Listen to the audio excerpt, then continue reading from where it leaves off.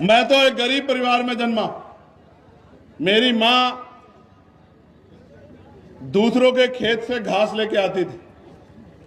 मैं स्कूल से आता था, उस घास की गठरी को पकड़ के लेके आता था कि अपनी मां का बोझ थोड़ा सा कम कर सकूं।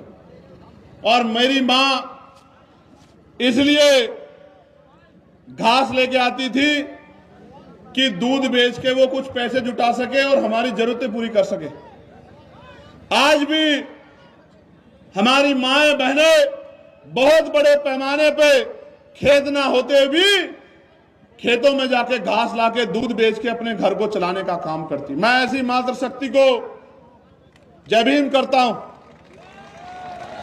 मैं उस मातृशक्ति की हिम्मत को दाद देता हूं, लेकिन मैं अपनी मां बहनों से कहना चाहता हूं वो दिन दूर नहीं कि किसी के खेत में मेरी मां बहनों को जाने की जरूरत नहीं पड़ेगी। राज कहा जाएगा तो इस सारी सरकारी जमीन का बंटवारा करके गरीबों में बांटने का काम करेंगे हम लोग, याद रखें।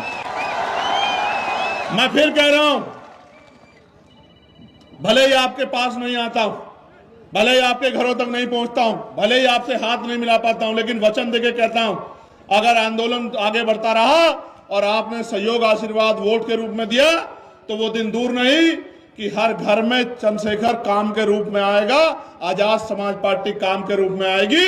जब आपके बच्चे को रोजगार मिलेगा, जब आपके घरों में सुख सुविधाएं आएंगी और जब आंसू आएंगे तो वो खुशी के होंगे इस बात के कि इस बार हमारी ताकत बन गई, हमारी ताकत सफल होगी। इस ताकत को रोकने के लिए बहुत सारे लोग लगे हुए हैं, इस ताकत को रोकने के लिए।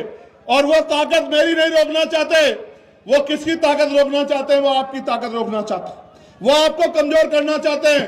वो ये जानते हैं कि अगर इनकी ताकत बढ़ेगी तो उनके यहां मजदूरी कौन करेगा। मेरी बात को आप याद रखना, उनके बर्तन कौन बनाएगा, उनकी चटाई कौन बनाएगा, उनके खेतों में काम कौन करेगा।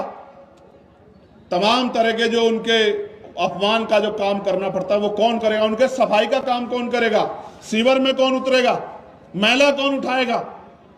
इसलिए कह रहा हूं, नौजवानों को कह रहा हूं, खूब पढ़ो, ज्ञान में किससे पीछे मत रहो, एक रोटी कम खाओ जो गाडगे जी महाराज कहते थे, लेकिन पढ़ो और पढ़ाओ, ज्ञान हासिल करो, शिक्षा हासिल करके रोजगार की तरफ को बढ़ो, अंधविश्वास पाखंडवाद को जोड़ो, भाईचारा बनाओ और संवैधानिक रूप से संघर्ष करके ऊंचे ऊंची कुर्सियों पे पहुंचो और उन कुर्सियों पे पहुंच के अपने गरीब कमजोर लोगों का हाथ पकड़ने का काम करो, उनके आंसू पोंछने का काम करो।